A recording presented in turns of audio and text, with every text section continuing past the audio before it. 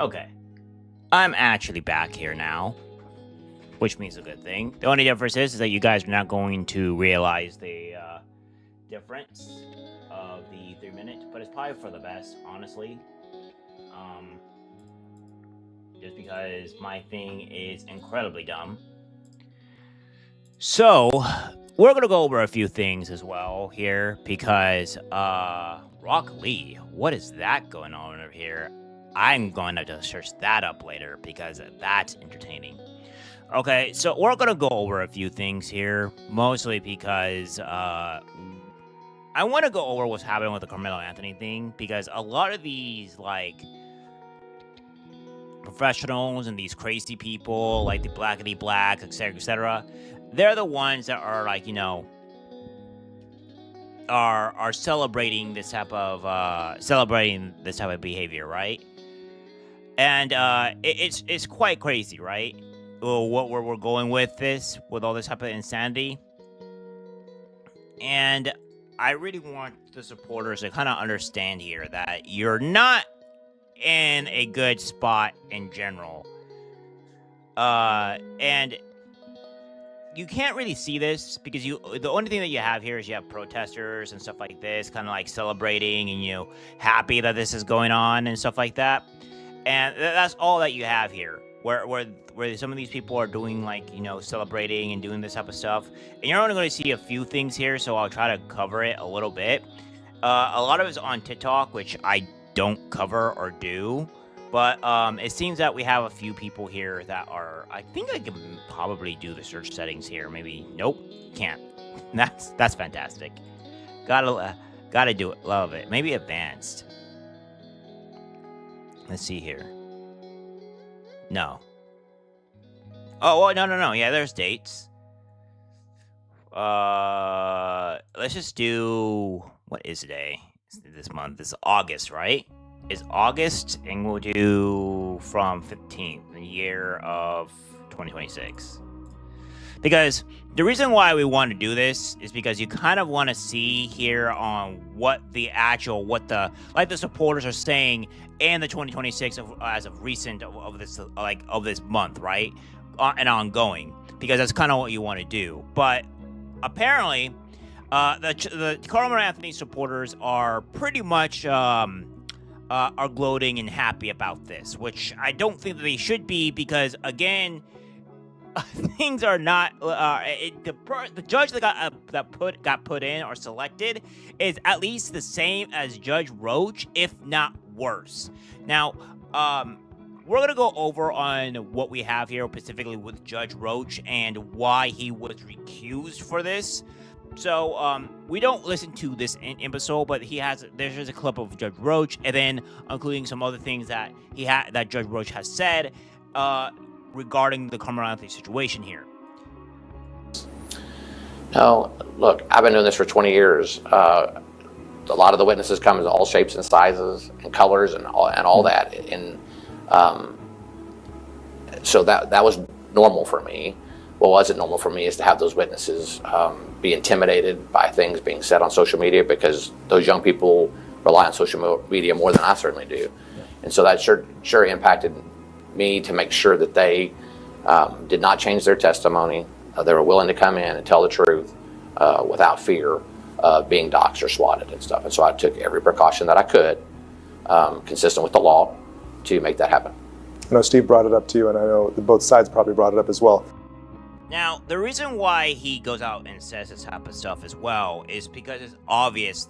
We had it numerous times where the Karmelo Anthony was being doxxed, was being stalked, etc.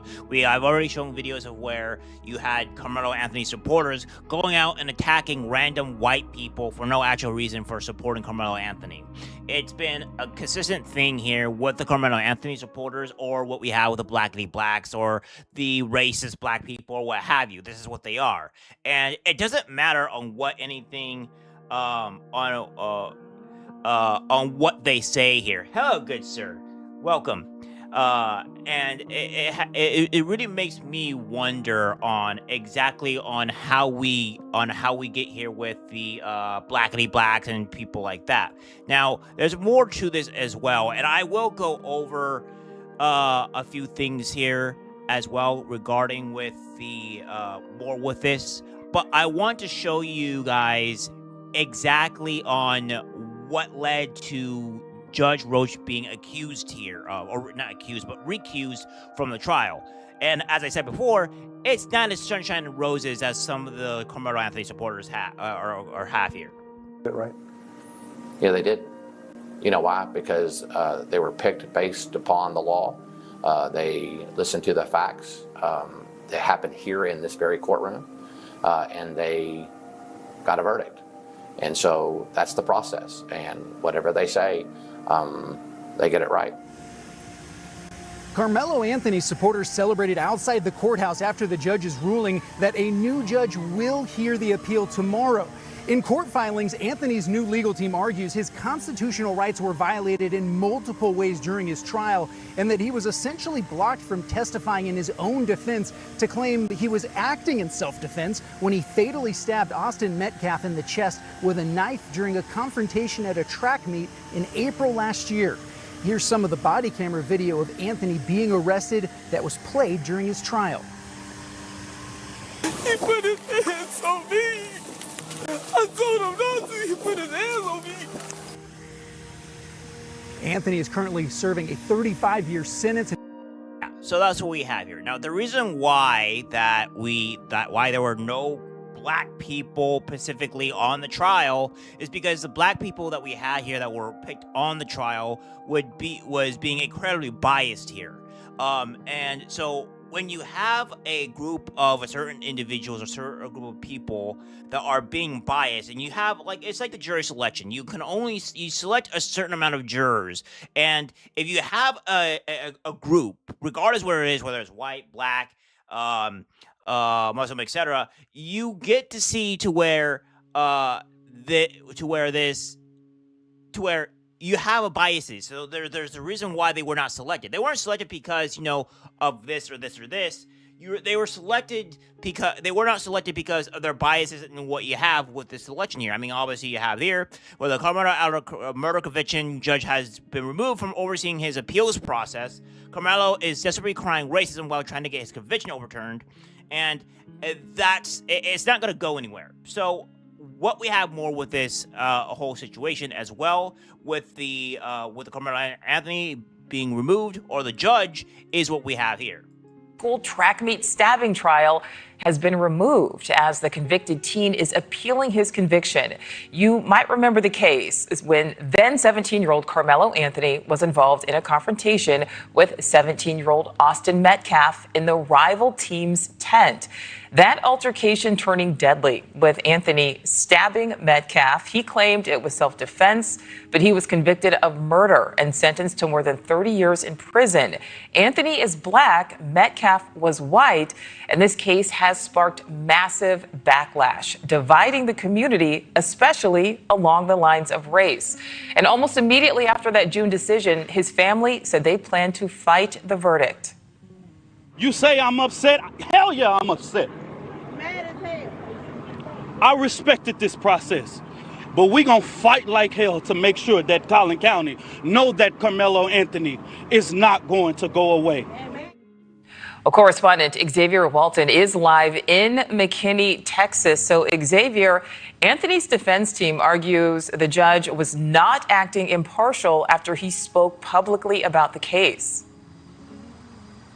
Nicole, that's exactly right. And that post-conviction fight for Karmelo Anthony's team really started today. And I'll tell you what, court started a little after 9. There were some delays, but it only took 1 hour. That's it for Karmelo Anthony's new defense team to convince this judge, that Judge John Roach, who presided over Anthony's trial back in June, that he should be recused. That's it. It took 1 hour. So just about an hour ago, there was a loud outroar outside of the courthouse. We went down there to see what happened. Inside the courtroom, I am told it was tense. I'm told it was emotional. A clip from an interview that Judge Roach, that you were just talking about, Nicole, did 2 days after Anthony was found guilty of first-degree murder, was played for the court to hear. Now, in that clip, Judge Roach agreed that the jury, quote, got it right. The Anthony defense team, his new defense team, says Judge Roach compromised his impartiality during that very interview. Here's what it sounded like for supporters of Karmelo Anthony after today's decision.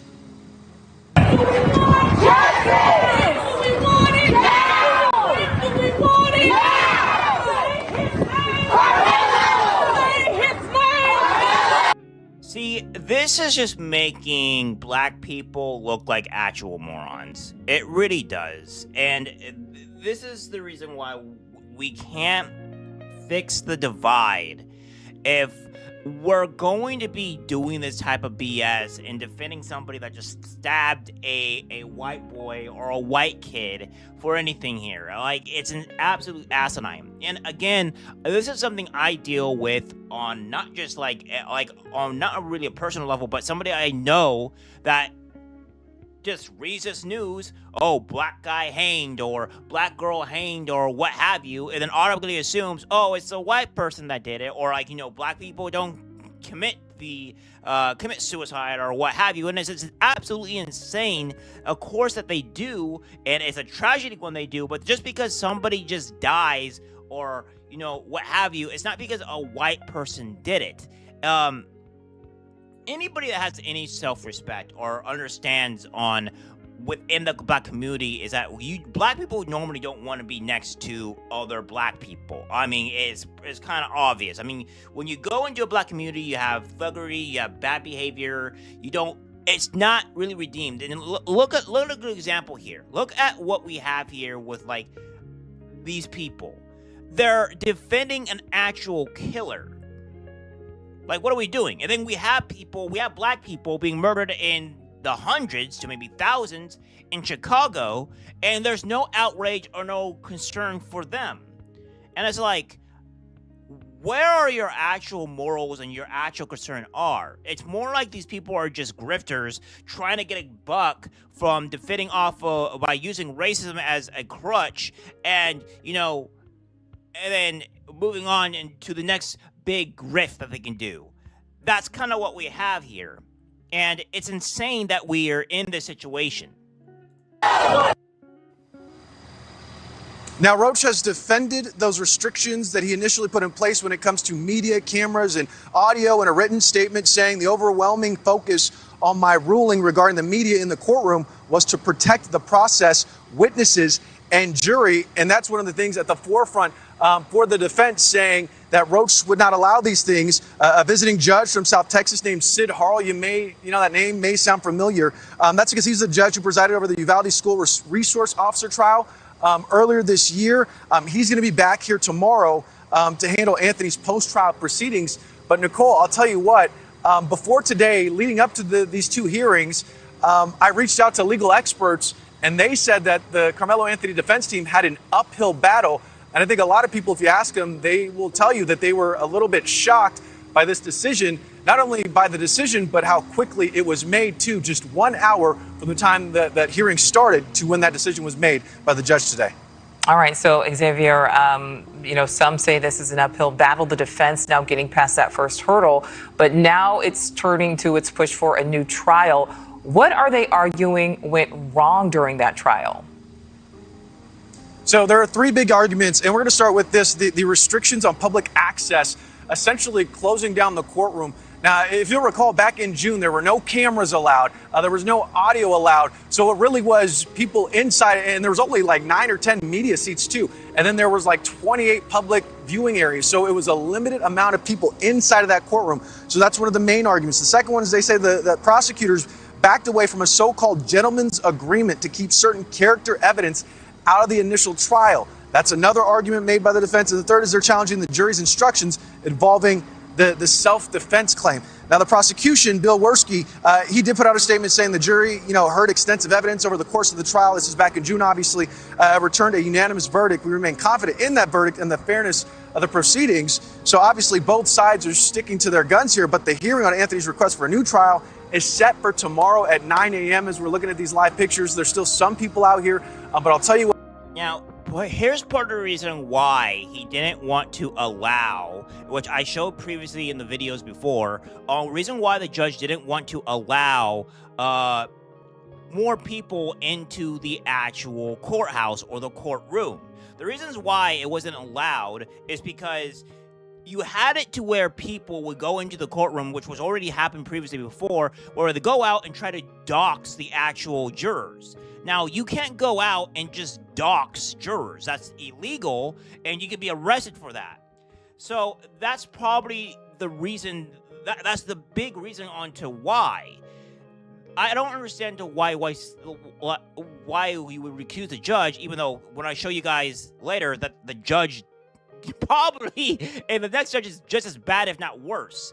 So there's a reason why, like, you're not. That is it. There was a limited amount of seating, a limited amount of media seating, because you can't.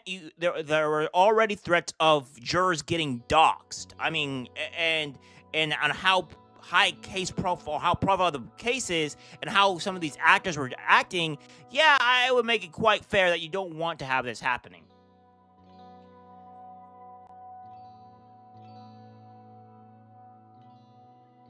Yeah, no, I agree. I think that I don't think he's going to get a new trial either. I think this is dead in the water here. They're trying to remove the judge for like racist or a biased thing, or for limited access, or for example, even like limited access to media. But the thing is that in some court cases, there's no access to media at all. And some jurisdictions or some court cases and stuff like that. So this isn't like really new. It's kind of stupid that you would have that.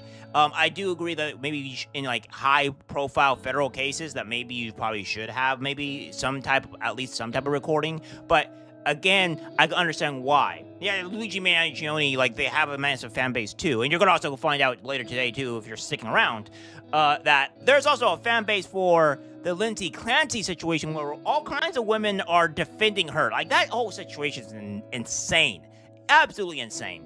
So it's crazy, and that's the problem that we have here. But as soon as that decision came down, Nicole, you heard a loud roar from outside of the courtroom, and that's when we went down there. First hurdle for the Anthony team today. Second hurdle tomorrow. Potentially a new trial. We'll have to wait and see. I should also mention there were families from both sides, both the Metcalf family and the Anthony family, inside of that courtroom 2 months following that guilty verdict. Nonetheless, very emotional. One hurdle today, another hurdle certainly going to be emotional again tomorrow. Thank you for watching. Subscribe. Yeah, so we have that here. Now, there is more to this, because it's not really getting much better here on this, because as we see here, that the judge was removed and recused, but that is not the big problem, because these are the Karmelo supporters celebrating Judge Roach's recusal.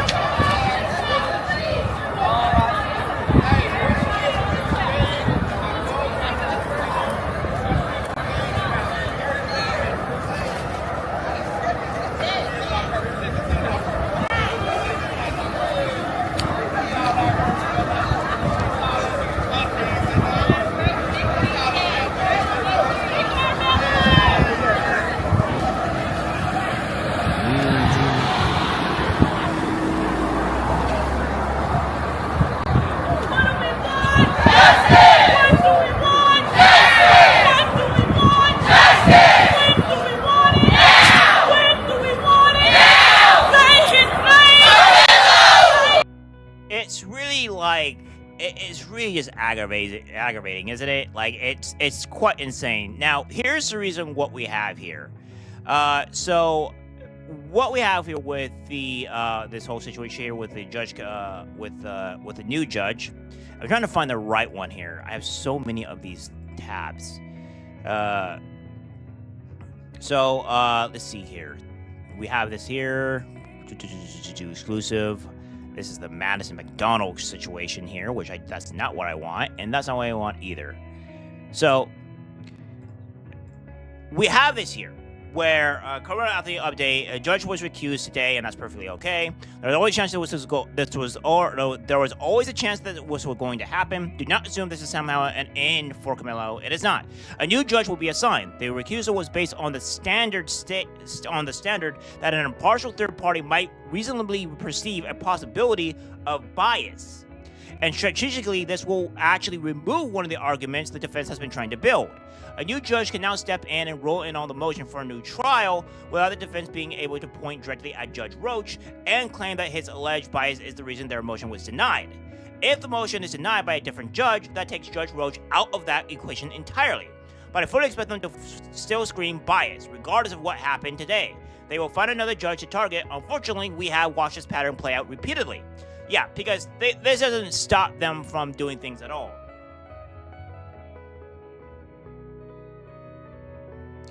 And we end up finding out more information with this as well, because I have more stuff with this. So yeah.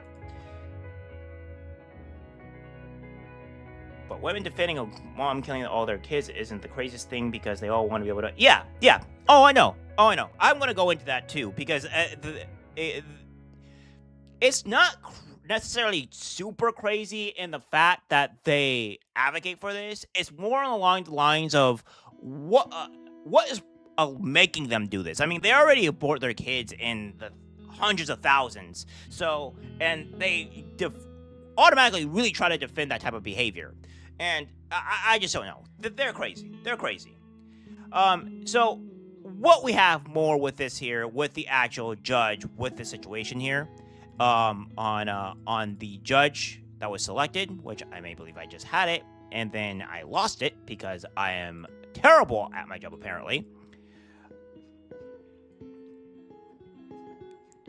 So what was the judge? So this is the new judge, right? This is the retired judge. Who is retired Judge Michael Chitty, the newly appointed judge over Karmelo Anthony's motion for new trial, his politics, his record, and how he has sentenced murderers and violent offenders. Long story short, the Karmelo cult isn't going to like this. I've been doing some digging into retired Judge Mike Chitty, who has now been appointed to preside over Karmelo Anthony's motion for new trial. Because if you're trying to figure out what kind of judge someone is, you look at what they actually done from the bench. Chitty is a former judge of the 422nd Judicial District Court in Kaufman County, Texas. He was originally appointed to the newly created court by Republican Governor Rick Perry in 2004 and subsequently remained on the bench for years. Chitty ran as a Republican. He later retired from his elected district court position, but retirement does not necessarily mean he stopped hearing cases. He has continued serving as a senior judge and receiving judicial assignments. So, what kind of sentencing judge is he, particularly when violent crimes and murder are involved? One of the most useful cases I found involves a defendant named Mendoza, who had originally been convicted of murder and sentenced to 45 years in prison.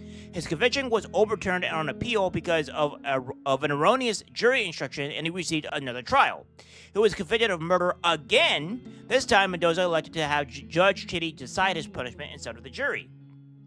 Chitty sentenced him to 50 years in prison. Not only did Chitty send him away for decades, he gave him 5 more years than the 45-year sentence he had received after his original conviction.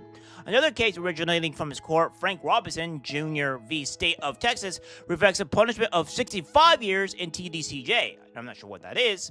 Then there was James William Davis involving aggravated assault with a deadly weapon and assault against a family and household member by impeding breathing. So we're seeing this here where all this here is not looking very good for Karmelo Anthony. So we have this here to where this judge has been on numerous cases where either he sentenced these criminals for a very long, lengthy time in prison, or he picked up cases that were already, dropped, and now he's picking up this case and redid it for a long period of time. So, to be very clear, I'm not saying Judge Chitty could have predicted that Eric Williams would eventually become a murderer, but I bet he learned from it. So, yeah, this is not looking too good here. It looks like Karmelo Anthony supporters are looking to be pretty much cooked with this new appointed judge. So, it's not looking good for the Karmelo Anthony supporters. It looks like they're going to be pretty much down in the dumpster here.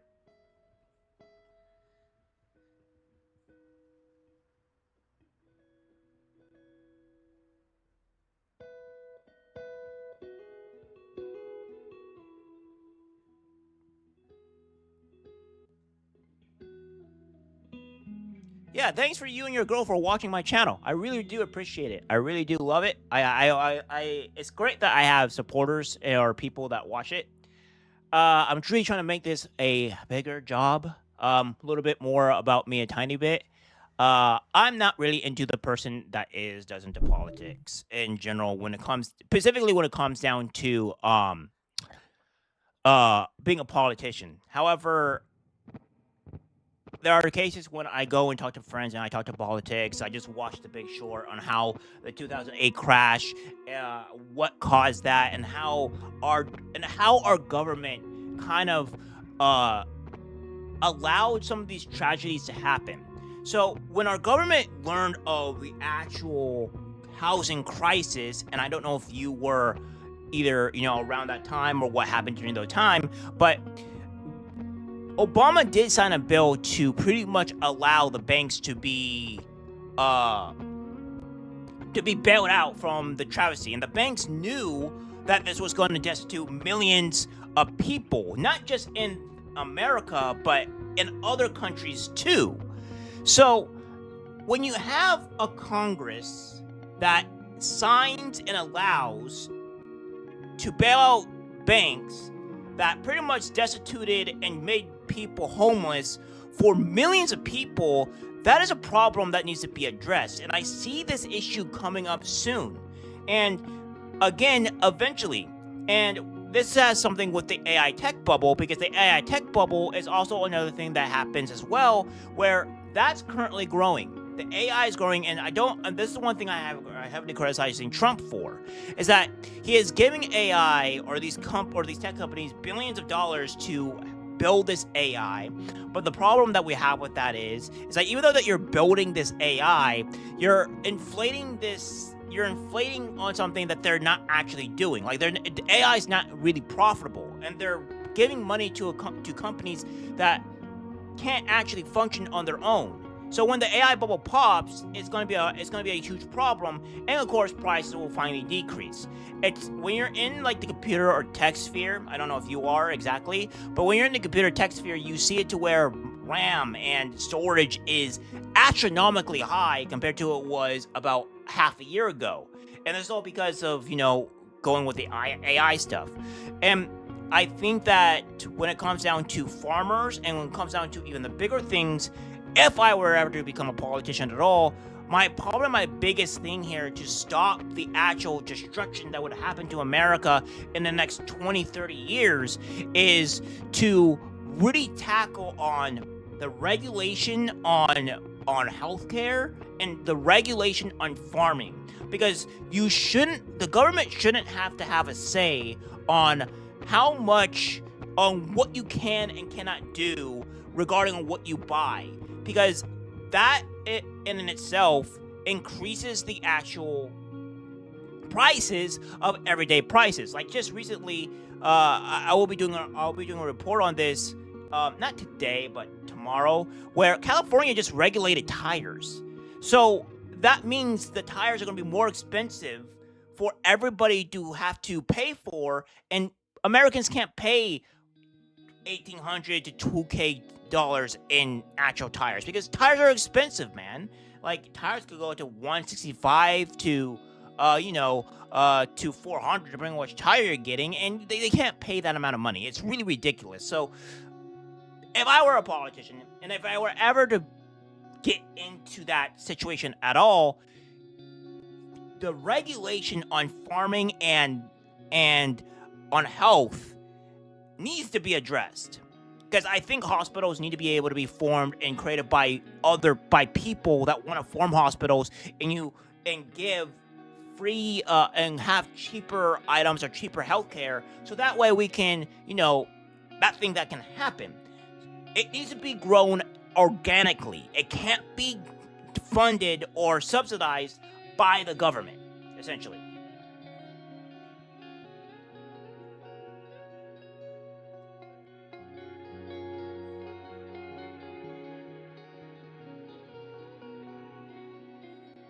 Yeah, Social Security for a lot of people in the 2030 and coming in the 2030 or the 32,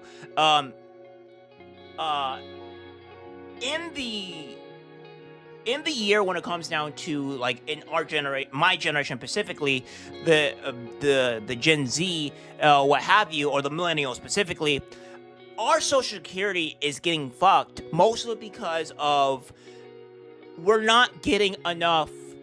There's not enough people born to benefit the actual Social Security, so that is going to plummet, and this has to do with a lot of regarding to the relationships and stuff like that, regarding all that stuff. So this is the issue that we have here. We understand that the DSA and socialism and all that stuff and the very political stuff and that is an issue. I get that, but there's more other things underlying that. We have other issues, like the healthcare in general, where that might be a little bit higher, but the regulation of it, the regulation of farming. And then when you go down to relationships on how we're not having enough kids and we're below replacement level. And we don't want to become like Japan or any of the Asian countries, because if we become like them, it's a tragedy not to fail. And this will push further on what Democrats want to do regarding this, because Democrats would want to push for more illegal migrants and stuff like that into our country, so that way our Social Security and the labor doesn't get destroyed. And if we don't fix the relationship issue between men and female, you end up finding out you'll have other issues that come into play here.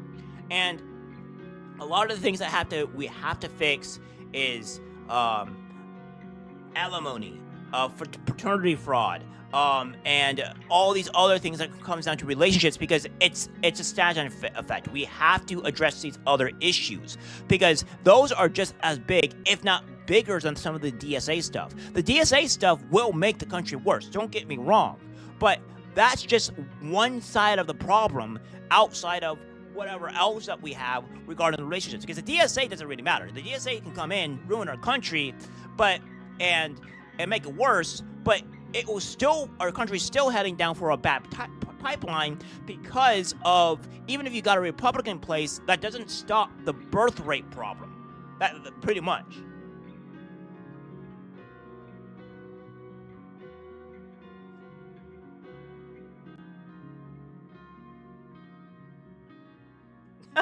Yeah, I have a friend that actually works in what do you call it? Or not work, but does autocross, and he's very upset about the Tyler thing in California. And yeah, man, it's definitely a nemesis. It's definitely an issue for a lot of people. And this is in California, so if you don't live in California, this isn't an issue. It's the first country in the nation, or not first country. I mean, California might as well be its own country compared to the rest of the state. The rest of the country. Let's be honest. But if you're not living in California, you don't have to worry about this, because California is the first state in the country to do tire regulation. But if you are in California, you're cooked. Yeah, I think that's the big thing here when it comes down to kids and stuff like that too, where I can understand where people can't afford kids, where they think they can't do stuff like that because the economy's not great. And like I said, things to criticize Trump for is the war. We have to get out of the war. We have to put down we have to decrease oil prices, because once that goes down, you make everything cheaper for everybody, and that makes the economy better. So we have to deal with this, and unfortunately, it's just a time coming forward, right? So let's get on to here, right? So apparently this happened 2 days ago, and chaos broke out at Wisconsin State Fair as teens began beating anyone in sight. Multiple police were badly beaten as families with kids were seen running for their lives as these began brawling. This is more regarding with, people of my skin color, let's put it that way. Yeah.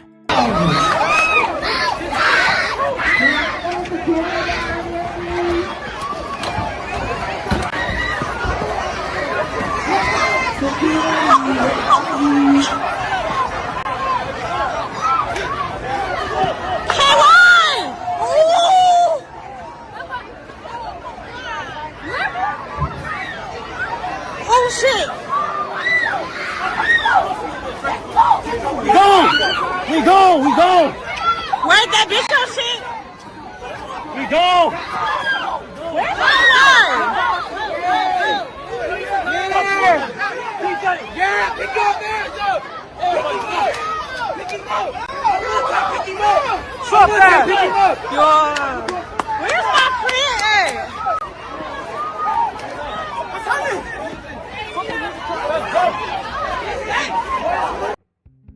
So we've seen enough here. This is what I was going back to, where wherever there's a big gathering of black people, there's chaos, there's mayhem, there's destruction, and this is something that white people can't talk about for whatever god apparent reason, because of course if white people talk about this, it's racism, right? White people, yeah, you're being racist for addressing actual things that are happening within the black community. And like, this is it. Like, you won't catch me dead going anywhere where there's a whole bunch of black people. They're plain and simple. I mean, it's just crazy. Like, you're asking for bad things to happen. And look at this. This is only black people. There's not a single white person in sight. And of course, the media will go out and be like, oh, by the way, it's teens or young or youths, or, you know, they don't actually say the actual race of the people that are doing it. And that's what needs to happen. It's like we need to start saying the actual race that's doing this here. And this needs to be addressed. You can't live in a society like this. You can't have like things that Japan has, that the privileges that Japan has, where you can leave things out and people can go buy, like, you know, cashierless grocery stores like in Japan. Because in Japan, you can go buy something there and not, and it's the more trusted society to where they know, like, you're not gonna go steal anything. But in our country, in our society, we have to have cashiers and people and security guards because we're not a trusted society. Because we have people like this, individuals, that will go out and be like, man, we're just gonna go steal things, or we're gonna go create mayhem. So you can't have some of the better privileges, because when you have a trusted society, you can have some better privileges and things like that, and that, you know, that's really nice. That's like, you know, it's kind of like it's like if you're playing a game, it's like a quality of life type deal, right? You have a quality of life, and you get these perks. But when you don't have this type of behavior, that type of thing, yeah, this is kind of the insanity that we have here. And my whole point on this is that we have to address the black community on things like this. You don't want to bring your kids to this at all. Like, you don't want to bring your wife to this, because if you bring like your wife or your kids, it puts you and your wife and your kids in danger for no actual reason. So for deductioning reasoning, you would avoid people like this. It's that simple. And of course, we have this here. It's the same type of teen every single time. Practically no exceptions. And of course, you have it to where you have ghetto, you have where black people have to glorify ghetto-based behavior. And I can't stand it, right? It's not something I can really stand, where black people have to have this ghetto behavior. We have to glorify it, and that's something I don't like. I think that black people the black culture needs to be changed, and I think that if we can switch from this ghetto behavior, this stupid culture, we can fix it.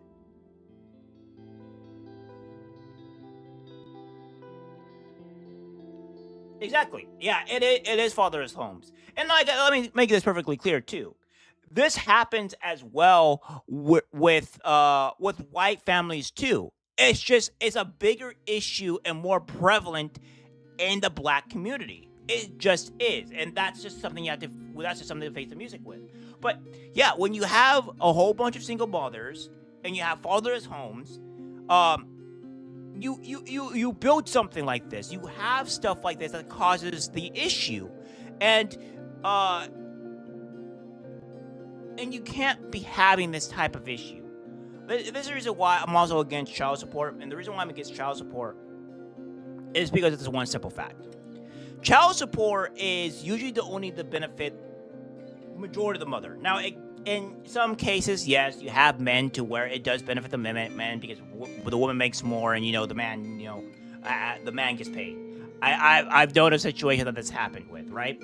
But the point being is that child support only benefits one person, and you can't, and most of the time women or anybody will use that money instead of using on the actual kids, they spend it on themselves. So I don't think child support should be needed, because I take child support as another form of welfare, and I don't think that welfare is needed. I understand that there are people with food stamps or what have you, and I know some people that do use food stamps because they have kids or what have you, and they're not abusing the system. But most of the time you have welfare and all that stuff. It's just not good. When you hand people free money, they have a very high propensity to abuse it and not use it on productive things, right? And that's a problem. Welfare is not good, in my opinion.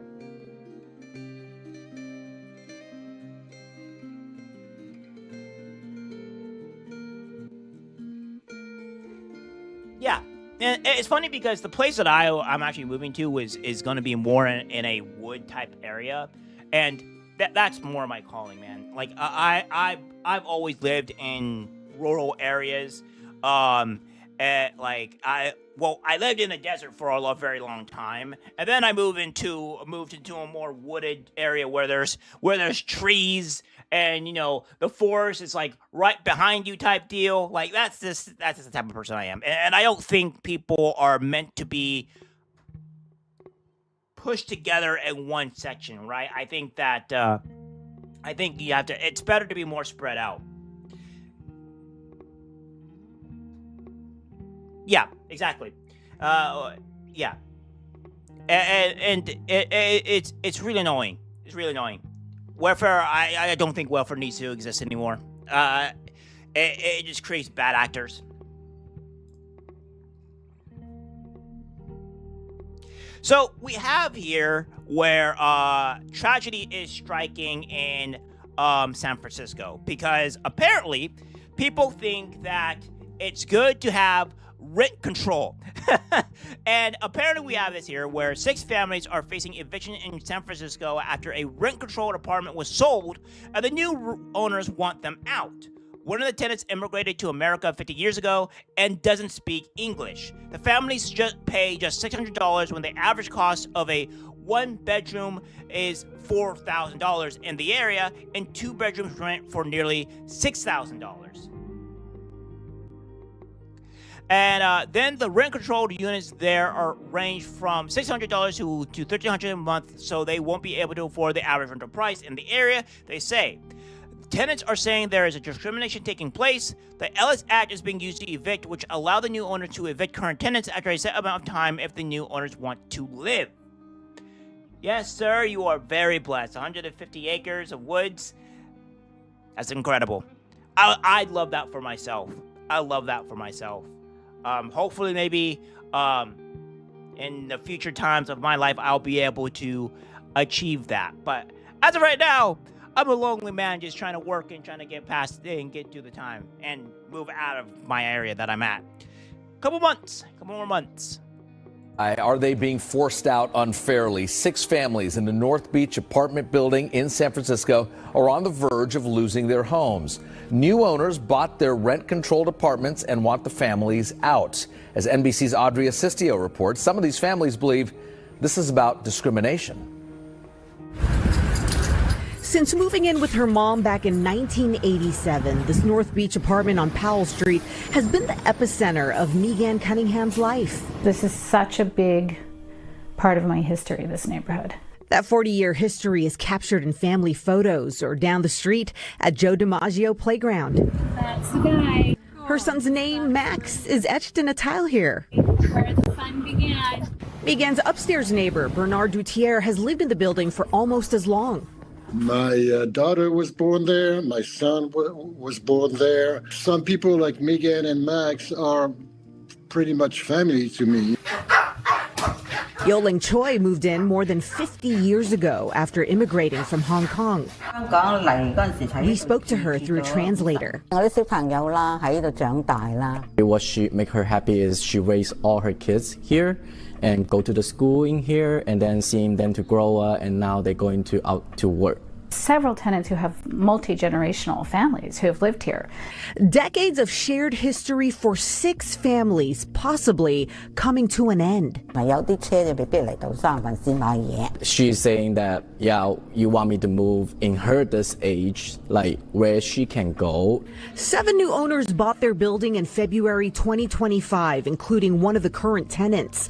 The longtime residents were served with notices of termination of tenancy last fall under the Ellis Act. The Ellis Act gives landlords the right to evict their tenants if they want to take the property off the rental market and agree to certain rules, like not immediately re-renting the units to new tenants.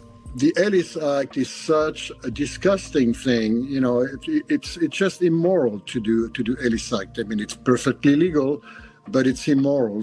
The tenants say the new landlords want to form a tenancy in common, or TIC, and move into the building. A TIC is a legal agreement allowing 2 or more people to own a percentage of the property. The new owners include a couple who are renters in the building. It's neighbors evicting neighbors. Fighting to keep their housing is the necessary thing they have to do, because the other option is too terrible. Instead of leaving. So, again, what we have here, and, yeah, exactly. Like, it's insane. So, the problem that I have with this, too, is that these people cannot speak English. And these these people here that immigrated to America that can't speak English and refuse to speak English, are just pay $600. Just $600. Meanwhile, the rest of the Americans have to pay the full $4,000. How is that fair to Americans? And in 2 bedrooms rent for nearly $6,000. See, this is ridiculous here. The rent control units, they're range from $600 to only $1,300 a month, so they won't be able to afford the average rental price in the area, they say. So it's insane.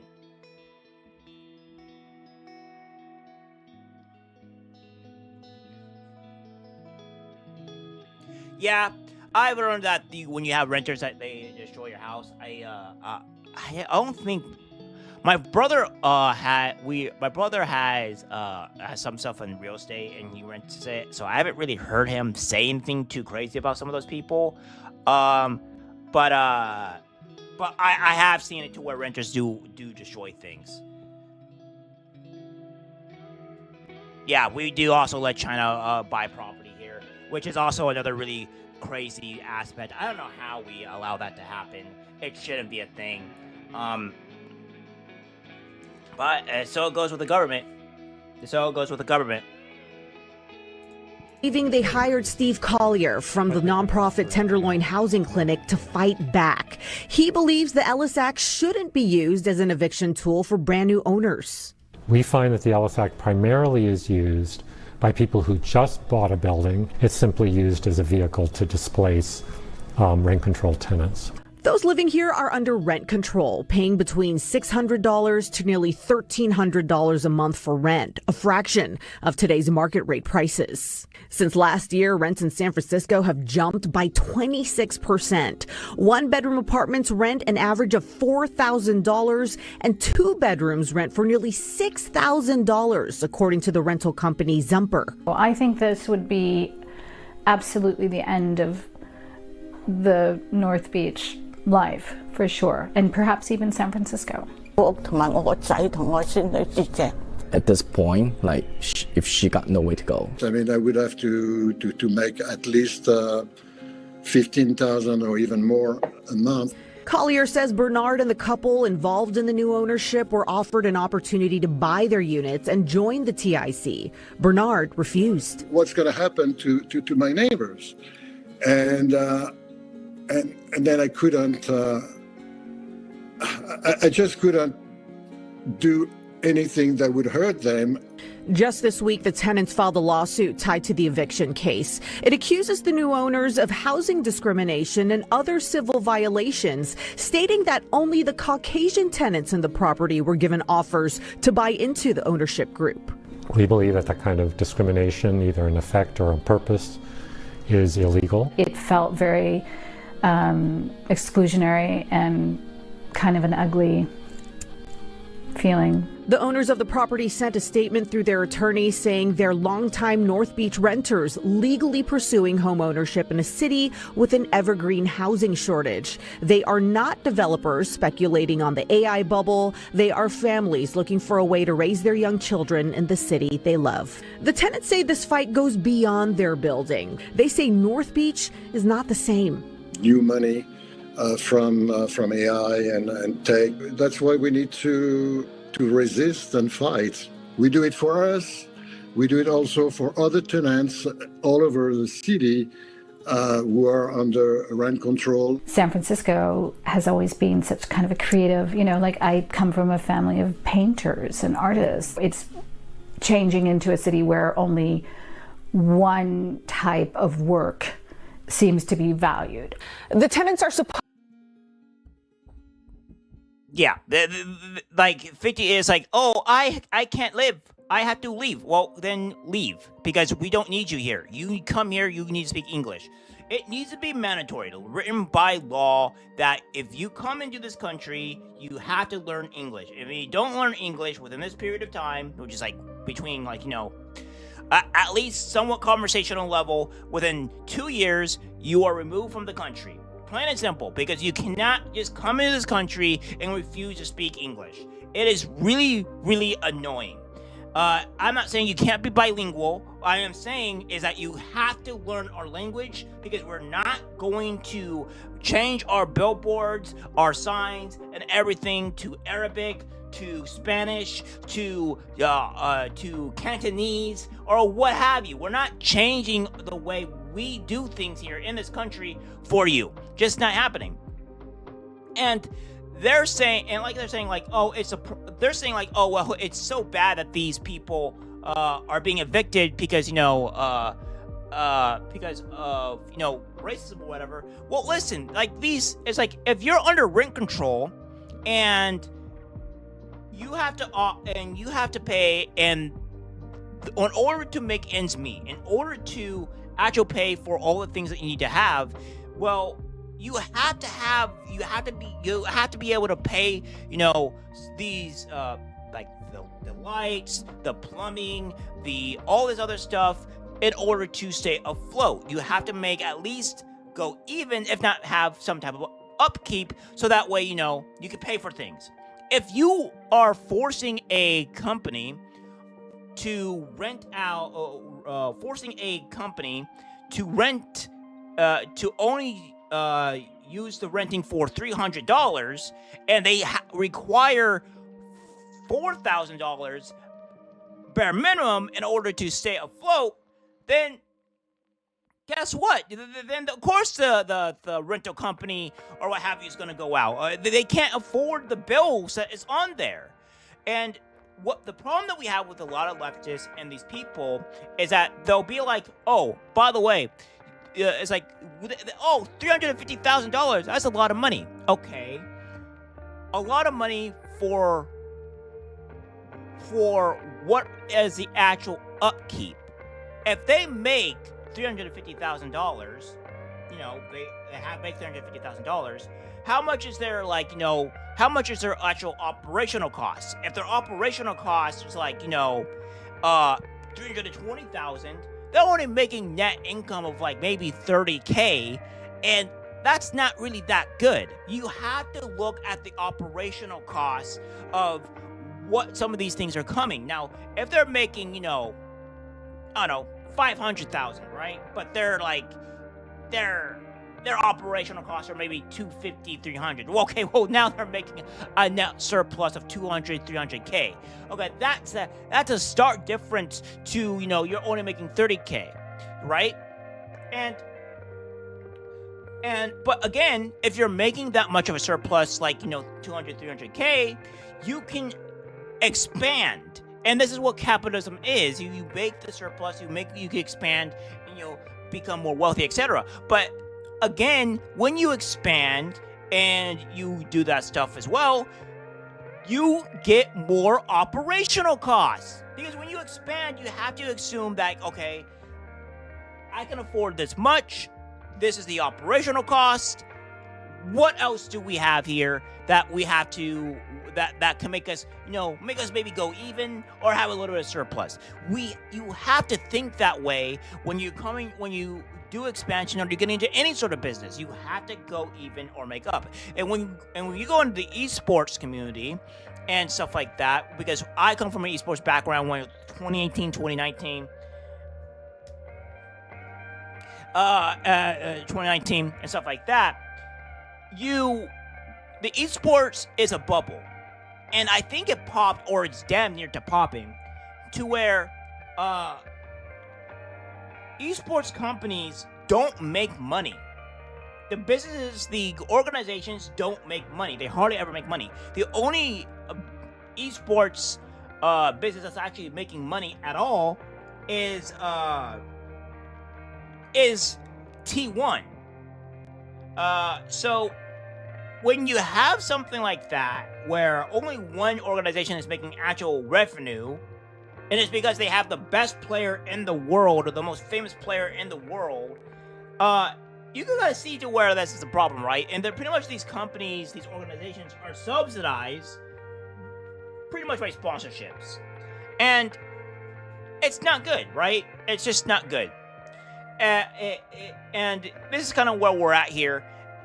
And yeah, if they can't be making 600, 1,300, and the actual requirement for the business is 4K. It's just not possible. So that's the thing. I understand that people can't pay $600, can't pay $600, maybe can't pay $1,300, maybe can't pay $1,800. I understand that, and I want to say that people have to pay that, but that's the reason why you have to go with under your means, and having rental subsidizing doesn't work. Supposed to move out by November, but their attorney says they don't plan on leaving unless they lose their legal battle. Audrey Assistio, NBC Bay Area News. So what's happening here is the average rent in the area is $4,500 for a one bedroom, or $4,000 to $4,500 for a one bedroom. These people have been paying $600 a month, which should have given the opportunity to save up a massive amount of money, especially since some of these people have been there since the 80s, early 80s, but they don't want to leave because they say that they have nowhere to go, which is, I don't think is right, because if a new owner wants to purchase the property, then what right do you have to stay there if you don't own the property the new owner does? Let's see what the comments have to say. So these renters have been living there for decades, only paying $600 a month, and could not save up enough money to buy somewhere else. This is just greed. This is a problem with rent control in any city. Is everyone on crack? No, this is housing. They should not be evicted. I don't agree with that at all. I mean, the new owner bought it. The new owners want to live there, so why shouldn't they be allowed to? They're the ones that did what they were supposed to do, saved up the money, bought the property. I mean, it's not on them. It's on the people who should have been saving this whole time. But renting 40 years, rest in peace, San Francisco. It's literally disappearing. If you buy a building with the intention of displacing 5 families, I don't give a fuck. If you lose money, housing should be a human right. So you got 40 years of cheap rent, and that's not enough. Rent control like that is absurd. This is horrible. All right, so it seems like it's pretty mixed here. Some people say that the family should be allowed to stay, and a lot of other people say that the new owner should be allowed to do whatever they want with the building. I on the side of kind of the landlords on this one. You know, they're only paying $600. The rent is $4,000. That in itself doesn't even make sense. If you can't afford to live somewhere, maybe you should move to a cheaper area. You know, we shouldn't have to accommodate low-income people in like the best, most expensive state possible, right by the beach or in these major cities. If they want to live somewhere cheap, they should live maybe in the desert or somewhere just kind of like that they could afford. Yeah, no, and that's 100% I agree with. It's like pretty much what those people were saying is that you shouldn't be allowed to purchase something and displace people. That's crazy. Well, if you purchase something and you own it and people are living there, well, I mean, that's kind of on them at that point. You should have the right to do whatever you want with that property. It's like buying a house and saying you can't kick the people out for buying a house that was living there, even though that you bought this house and you don't have the right. That's insane. I'm in the blessed situation to where I'll be able to get a house of my choosing within a certain actual amount of money. And let me tell you, it's definitely not in the millions. It's the average. It will be the average amount where homeowners have to get. I'm in that blessed situation. But like to say that if I buy a house and I'm not allowed to kick the people out of that house that was living there, that's insane. Like that's literally insane. Not only that, if you are paying $300, $600 a month and you're not able to save enough to move any other place, and you're making, maybe, because you would have to, in San Francisco, you'd probably be making, maybe 15, 20K or something like, and it's a pretty decent amount for living in San Francisco, because San Francisco will have companies pay you to actually a decent living wage to live there. And if you're making that much, do you even understand on how much money that you're saving, right? On how much you're actually saving with that? You're saving so much money, even if you're, for 50 years, mind you, for 50 years. So you would be making an insane amount of money, and you can invest that in whatever. You could buy your own home with that time span. Hell, you could buy your home put a down payment on a home in like 15 years if you were paying that amount of money for it. Like that's how much money you'd be saving, because you're paying practically nothing, and if you're doing it correctly, you would have a down payment on a home and you would be living there. And I understand that, maybe today and getting a home is not probably the easiest, and I understand that. And I'm not saying that getting a home is the easiest thing to do, because it's definitely not. But we have to look on what you're investing. Like maybe invest into S&P 500. Maybe put maybe $300, $400 in, or maybe put a $1,000 in. Invest in the right avenues so that way you can function. But like, if you can't live at some place, then if you can't live somewhere, then find a place that you can actually afford and live at. It's that simple. I mean, we can't accommodate people constantly for bad decisions that they're making in their lives. It's that simple. I understand that sometimes when people come in and, bad things happen to them, I'm not saying that like they should be punished for unfortunate circumstances that's happening to them, but at the same time, when people purchase something, it's not like they shouldn't have the right to what they own. It's that simple. Now, we're going to go on to the crazy ladies. The crazy ladies, the thing that we're finally getting here, because this is with I may believe, what's her name here? Not Hayden, but it is Lindsay Clancy, all right?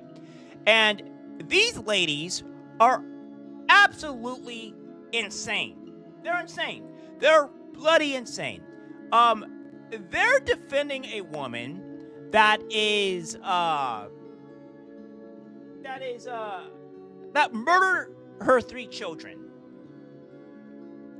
And I don't know about you, but if you have a woman that murdered her 3 children, and the way that she did it, she should probably be hanged up in the gallows. Like, plain and simple. people that harm children should face the utmost justice possible. And apparently these women are making t-shirts for a literal child killer.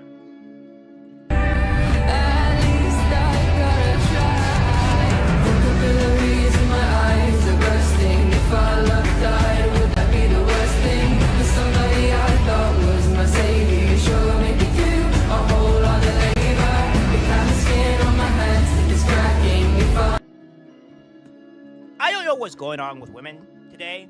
I'm very concerned with this. And this is a female TikToker that is apparently taking a break from work to explain that Lindsay Clancy jumped from her window because her husband barricaded her in the room. Which, again, there's too much evidence that shows that Lindsay Clancy is the one that did this, and the husband had nothing to do with this at all. But of course, these wine moms, these sing ladies, are going out and doing stuff like this. I don't know what's wrong with female psyche. We need to start investigating this type of stuff because, I mean, look at her face. You can already tell this woman's a psychopath. All right, I got a theory. Hang with me. If your children were downstairs in a 2-story house and you were upstairs on the 2nd story, and there was a fire in your home of which prevented you from being able to exit your bedroom door, go down the stairs, and get the children, and you had no other choice and you were completely stuck on that 2nd floor in your bedroom, would you or would you not try to jump out the window to go save those kids? Because that's the only way to get down there to them, right? Fight or flight kicks in, you're gonna get out that window, right? What if Mr. Pat decided to drug her earlier in the evening, we'll say 4:30, by 5 o'clock she started getting drowsy. He tells her, go upstairs, go take a rest. When she gets upstairs, she finally passes out, lays in the bed. A few minutes later, he comes upstairs. She looks knocked out. At that point, he injures her on the wrists and on the neck. He thinks she's dead, probably because of all the blood loss. A person who's not a nurse sees that much blood, guess what? They are either getting faint, queasy. He thinks she's done for. So he leaves, barricades the door, goes and does what he does, kills those kids, goes on his little excursions to make it look like he did not do anything. When he comes back, wrench thrown in his whole scheme because she jumped out that window. It would explain the hands outside of the window because when she woke up, whether or not she was drowsy, drugged, bloody, or whatever, she remembers in her head that he threatened that he was going to kill those kids in that basement. He told her the whole plan because that's what a narcissist does. He wants to see the pain in her eyes, the fear in her eyes, to initiate this response. So while he thought that she was dying upstairs, to his surprise, he comes home and she had actually made it out the window, ruining his whole entire plan. But I think it did start with some type of situation up there where she was blocked in that room and she had no other choice but to try to get out. He moves the bed when he gets back, moves all the things around, maybe even cleans up the sheets on the bed. Has his handprints all over it. Literally, that's all. Then there's no evidence to this at all. This is just psychopathy theory here. I mean, I got it. It's like, I don't know what's going on here, right? Handprints on furniture is on the house, right? Because that shows everything. Even though they would have DNA on, like, they would have DNA of the husband not only hurting the wife, but they would also have DNA of the husband hurting the kids. Also, the time thing doesn't track on where he was at. And we're going to go over that too. But these ladies are insane. There's more to this, by the way. There's more to this. These women are insane. It says, Lindsay Clancy supporters are making insane videos, smashing and destroying things like blocks of ice to prevent themselves from bashing in their children's skulls. I'm sorry, I don't care how anyone feels about this, but every single one of these mothers making Lindsay Clancy videos need to be reported to CPS immediately. Enough is enough. And this is what we have here.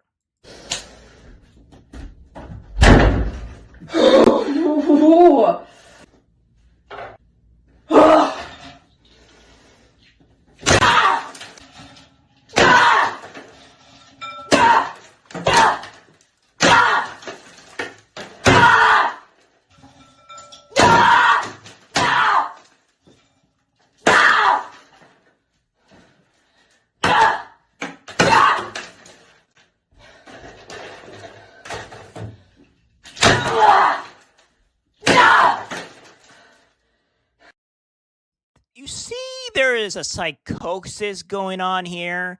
You see that these women are obviously not okay in the head. And this should be a prime example of, hello, yeah, CPS, we have a psychopathic mother going on here. Yeah, she's throwing ice in a bathtub for no explained reason.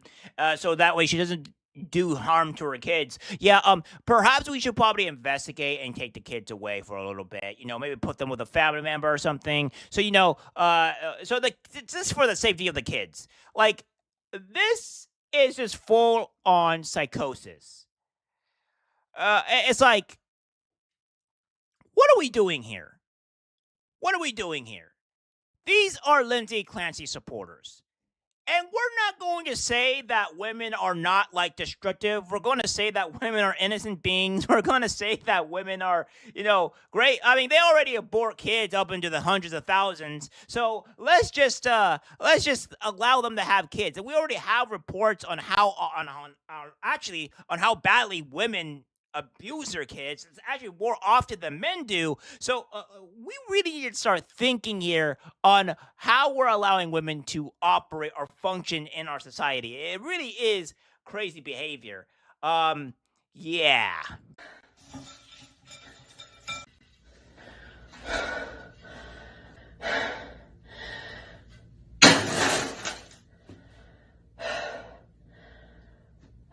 So we have they're lunatics. They're lunatics. And we have more with this as well, because apparently in the last 32 hours, a cell phone and video evidence has been shown in Lindsay Clancy trial. Project Clancy was in communication with Lindsay while at the store during the time period where the kids were murdered. They have GPS data showing Lindsay Clancy moving around the house. She even called Patrick back, which cell phone data shows. TikTokers have fabricated a fairy tale. I really don't think people appreciate how insane this is. We know that it's insane. It's insane. And like I said, we have actual evidence of all this happening, right? I mean, what are we doing here? And the women here, and it's only women. It's not men. It's only psychopathic women. Trying to make fan fiction headcanon on that the man did it. Is that you entering the store? Yeah. Okay.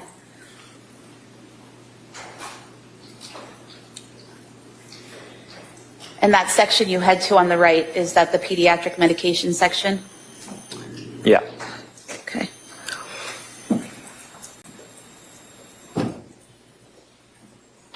You can hold it there for 1 second. As you look at this video, if you look in the bottom left-hand corner, there's a timestamp there. Now, not all timestamps are accurate, right? This timestamp is 5:33, I believe, if I can see it. But it's clearly, okay, so there's a timestamp of when he's at CVS. In putting together a timeline, timestamps are important. Let's continue.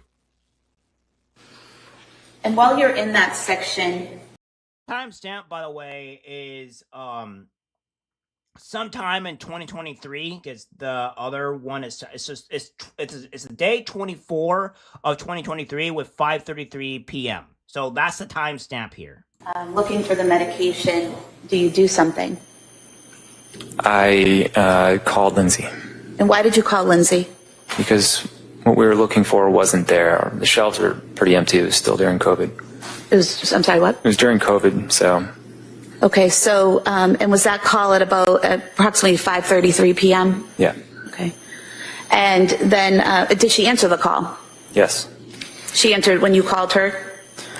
Actually, I think she didn't at first. She called back. Okay. And did you receive a call back from her about a minute later at 5:34 p.m.? Yeah, that's correct. Okay. And can you describe that phone call for us? It was very brief. I just said, I think there was a generic brand, and I said, is this one okay? And she said, yeah, that's fine. And what was her demeanor during the call? She was pretty quiet. It sounded like she was busy. I remember hanging up thinking she's probably in the middle of giving baths or something like that. So it sounded to you like she was in the middle of something? Yeah. Yeah. So, so it seems like she was, planning to do it. It was during planning to murder her kids during this time span, and they have DPS data showing it. So I don't know where these crazy women are getting their information from, but we have more insanity here, guys. We have more insanity. It doesn't end here. So we have the mentally ill are hanging out their windows to try to prove Lindsay Clancy is innocent, despite the fact she has already admitted to murdering her children. Are women bored and lonely or just mentally ill? Well, they're both, I guess. TikTokers are posting reenactment videos of them hanging out the window to prove that Lindsay Clancy is innocent. This weekend, I've seen two different women hanging out of their own windows. The first woman was hanging out of her 2-story window after putting blue dish soap on her wrist to show where the stain should have been if Lindsay opened it.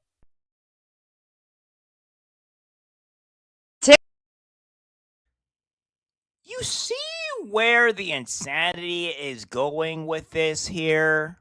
Like, what are we doing exactly? Like, what world are we living in? I just don't know how we need to fix the female epidemic here. We just need to. And we have this here where a licensed therapist defends Lindsay Clancy, who murdered her 3 children, because many of us see ourselves in Lindsay. Yeah, this is another Lindsay supporter that is a psychopath and just making up theory, fan fiction. The Lindsay Clancy trial is going to be one of the most significant trials of your lifetime. We're all experiencing something completely unprecedented. Never before have we seen so many mothers and women rally behind somebody who confessed to killing her 3 children. And it is not because we cannot hold women accountable. Many of us see ourselves in Lindsay. Many of us know that we could have been only one step away from doing some of those horrific things because we experienced significant mental health issues after one of our children was born. And many of us know just how dark some of those thoughts get. So yeah, this is going to be one of the most significant trials of your lifetime. So what I'm trying to get here is, are you saying that because you have a mental health episode and you decide to murder your children, you should be let scot-free because you had a mental health episode? No, that's not how this works here, you psychopath. If you have a mental health episode, regardless whether or not it was regardless whether or not, you did something bad or not, what your actions or what your consequences do, leads to the fact that, you need to be held accountable. Like, if you have a mental health episode and you decide to go and murder people, let alone children, yeah, perhaps you need to be behind bars. I don't know. I don't know how that's really a crazy take. Or let's even put this in perspective. Let's say a guy has a mental health episode, right? A guy has a mental health episode, and he goes and decides to grape like 3-5 women. Should he just be let out because he had a mental health episode? You see where we're going with this? Where your logic starts to track here? And it doesn't start to make any bloody sense. Yeah, that's what we're at. Your rational way of thinking, your logic doesn't make any sense. And you're a licensed therapist. Yeah, maybe you should have your therapist license be revoked. I don't think you're helping people. In fact, I think you're making people worse. And of course, this person's a leftist because she's a liberal on politics, culture, society, anti-racist, anti-fascist, and pro-LGBTQ+. So you can already tell that she's already mentally ill. So, yeah. We have more with this here. There's a shoe on head. And it seems that this woman is one of the non-psychopathic ones because, you know, we do have some rational women in our country. We have some that are not bloody insane, but it seemed to not be the most of them. So we have this here from Chloe Roma saying Colin Clancy was strangled so hard his neck was swollen and his brain swelled so much from the force that his brain started to try and come out in the base of the skull. An 8-month boy lay there screaming and crying and understanding why his mother is ending him or killing him. But Lindsay is the one I'm supposed to feel sorry for. Lindsay is the center of the story. Colin was a child. He suffered. Doctors fought for him. He died. And we have this here where Shu is saying, and thousands of women online right now creating true crime fan fiction about the man who had to come home and see all 3 of his little innocent children brutally murdered like that because sisterhood or some crap or some shit. I hope that he sues these idiots on TikTok. She literally chased down one of them. Imagine how scared and confused they were. It actually makes me so effing sick. I cried like 3 times researching all of this. I had to take a break. And she goes on to continue to say here, we've learned a lot more about Lindsay Clancy's husband. You watch some TikToks, but by Pitbull Mama 78, who told you about Lindsay Clancy's husband using her intuition and tarot cards or some stupid crap. Like, what are we doing here exactly? Like, the shoe on head is right. Like, these women are insane. And we have more from these psychopathic women.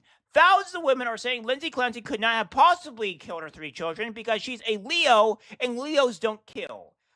They're using actual those stupid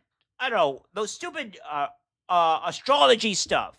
They're using astrology to say that this is the reason why. It's insane. This out was really crazy. Lindsay Clancy's birth chart. It's so crazy. Now, I don't have the time of birth, so really, you can disregard the ascendant, descendant, IC, MC, vertex, and all the houses. I need the birth time. So, like, not all of these aspects are necessarily true, because all those points, we don't really know. I just put it at noon. But, first of all, let me just show. Okay, so, notice anything here? She's got her North Node Aquarius, South Node Leo. She's in her nodal return right now. It's been a while, but I have to pop on here just to say that I've been following this Lindsay Clancy trial, especially as a mother of 2 who dealt with a lot of postpartum mental illness. And, you know, just following all their birth charts and birthdays and zodiac signs. He did it. He did it. He did it. He's a Gemini man. His birthday is June 15th. I'm a Gemini woman. My birthday is June 14th. Let me give you another example of who a Gemini man is. Also birthday June 14th. Men and women are different. Keep that in mind. Please don't judge me. Donald Trump. Patrick did it. Thank you for coming to my TED Talk. So if you're watching the Lindsay Clancy case, I've already gone over the forensic astrology charts that show that the perpetrator is a male, the perpetrator is having an affair, and that the victims, specifically Lindsay, was drugged during this. And I've also gone over with the theory and the lie detection. I'm telling you all right now, when the South Node goes into Cancer in March of 2028, the South Node is going to transit over Patrick Clancy's moon in Cancer. He's going to be having eclipses over his natal moon, which is home, family, emotions, his emotional life. And then it gets better. 2029, all the way into 2030, he is going to have eclipses over his Gemini placements. The South Node is going to move over his Sun, his Mercury retrograde, his Venus retrograde. It's about to get real interesting in the next, 3 to 4 years for him. I'm grabbing my popcorn. I can't wait for this man to be humbled and for karma to do its thing. These women are bloody insane. They're using astrology to convict somebody of murder. What are we doing here? I'm going to go flat out and say it. Why do we have the 19th Amendment? Why do women have voting rights when they're using astrology and not actual facts, not actual information to deduct what's going on here? I mean, you have women trying to reenact the whole situation with Lindsay Clancy falling out the window. You're having them use astrology to determine whether somebody was murdered, and then you have it to where they're just they're just defending people. And what are we doing here? And then we have Lindsay Clancy trial recap. Court ends abruptly after TikToker questions psychosis testimony. So we have this here, where a forensic pathologist who created Lindsay Clancy after she killed her 3 children concluded his testimony on Wednesday after a brief delay to start the day. A TikToker was also questioned without jurors present, after which the judge ruled the defense cannot call her as a witness. After the lunch recess, the judge excused the jury over an unforeseen circumstance. So what we have here is on January 24th, 2023, at her Duxbury, Massachusetts home after sending her then husband Patrick out for some errands, she then jumped out of the home's second-story window and was paralyzed from the waist down in the fall. The defense says she was in the grip of bipolar disorder and postpartum psychosis and should not be held criminally responsible. That's what's pretty much what's going on here, right? And what's been going on with this situation. If you're someone you know as a parent or whatever you, court is on recess. What are we doing here exactly? And I don't know what else to tell people with this type of insanity. Lindsay Clancy was begging for help before killing kids. So we have this here. Lindsay Clancy was begging for help in the months leading up to the killing her 3 children and attempting to end her own life. And Lindsay was struggling. We were all concerned, said Susan Clancy. Her son, Patrick Clancy, found the Massachusetts couple's children after they had been strangled in the family basement in January of 2023. Lindsay Clancy also attempted to take her own life that night and was left paralyzed. So that's what we have here. And what have you get to know Reverend Linton and all this stuff here. So yeah, this is what we have. And I don't think that we should be doing this type of stuff. I think that women have gone too far with this. So that's what we have here with the Lindsay Clancy trial and the insane women defending it. So we have more with this, with Hayden Panettiere's death. Now, the reason why I wanted to go over this is because I'm suspicious about this situation here. Now, obviously, this lady has had some problems. She's died at the age of 36. Her mother is quite terrible. And it says, police in South Carolina just released the incident. Hayden Panettiere went into cardiac arrest at an apartment complex. Paramedics worked on her for an extended period of time before declaring her dead. So we have this here. Apartment complex where she went into cardiac arrest. Our senior correspondent Jonathan Seri reports live in Atlanta with the latest. Hi, John. Hi, John. Well, police do not suspect foul play, but they have released that incident report from Greenville City Police. That's in upstate South Carolina. That report providing some additional details on the circumstances surrounding Hayden Panettiere's death. It started as an EMS call for an unresponsive person. Paramedics and firefighters performed CPR and other life-saving methods for what the officer describes as an extended period of time before calling in an official time of death. Afterwards, they escorted Brian Hickerson, Hayden's reportedly on-again, off-again boyfriend, out of the room with his brother, Zach. The police officer writing the report states, "I observed Zach to be very emotional while EMS were working on Hayden. Brian did not become emotional until EMS declared her officially deceased." Again, Brian being the boyfriend. The officer adds, "Brian also showed me the bag of medication Hayden is currently on." The list of medications is redacted from the publicly released incident report. Fox News has submitted a formal request for police body cam video from that incident. Meanwhile, a toxicology report is expected in several weeks. John? All right, Jonathan Seri with the latest. Thank you, John. Sandra? All right, John, right now voters... Yep, so that's what we have here. Now, there's a bit more to this because apparently what this has been going on here with this whole thing is that months after exposing how depraved and sick Hollywood is, famous actress Hayden Panettiere confirmed to have likely died from an overdose at the age of 36. 911 audio overdose CPRs in progress. This is what we have here. 701 Ainsley Bridge Road. Ainsley Bridge Road, overdose, CPRs in progress.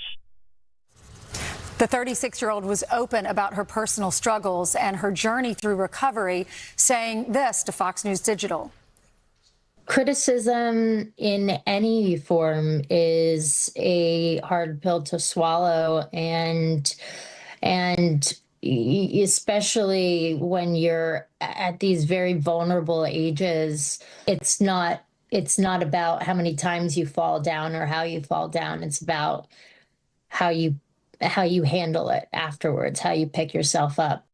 She also detailed her struggles with postpartum depression and substance abuse in her 2026 memoir that was just released in May, writing this, quote, "A doctor told me that if I didn't stop drinking, I'd be dead within 5 years." So let's bring in child psychologist. Wow, 701 Ainsley Ridge Road. Yeah, so the crazy thing that we have here is, if this was just months after exposing how bad in Hollywood is, and she's had other bad experiences with Hollywood specifically, because, again, we have this here, Hayden Panettiere says she was 18 when a woman she trusted as a protector took her below deck on a yacht and physically put her in bed beside an undressed, very famous man. By the time I realized I was in danger, I was quite literally out to sea. She physically put me in the bed next to this undressed man who was very famous. So, yeah, and this is, we assume this is how sick Hollywood is. I mean, we see a lot of these female actresses just kind of get used and abused. I mean, we can even look at, like, Hannah Montana, or not Hannah Montana, but Miley Cyrus, or how any of these women have drastically changed on their outlook on things. And it's quite disgusting, honestly. I think Hollywood needs to be investigated at some point here. I was 18, even though I'd lived such a huge life and I thought I was so mature at 18, scientifically, our frontal lobes don't develop until we're 26, 25, 26. So even though I felt like I could make healthy decisions, safe decisions, I wasn't capable of being fully aware of what was going on around me. And it wasn't until I found myself in predicaments that I realized, like, my perspective completely shifted, and I realized that I was in danger. But by the time I'd realized I was in danger, I was quite literally out to sea. And it was that moment shook me and was shocking. And I was quite literally walked down, and I had been having a great time. There was no hints of anything like that happening. So it took me, I was shocked. It took me by surprise. And it was led by somebody that I had grown to trust and see as a protector and somebody who had my back. And to be walked down, down the stairs, and it was as like a surprise, presented as though it was like a surprise. And it was this very small room, and she physically put me in the bed next to this undressed man who was very famous and had his hands like this, like this was just, an average day for him. This is something that happens all the time. And I waited for her to leave. And I mean, that lion in me, that fire in me, that my hair stood on end, and I became ferocious. I was like, this is not happening. But I had nowhere to hide, and I bolted, and I hid wherever I could think of to hide on a boat. There was no jumping off and swimming away, and there was nobody who was going to. I realized that there was nobody who was going to be empathetic to my situation, that this was nothing new to them.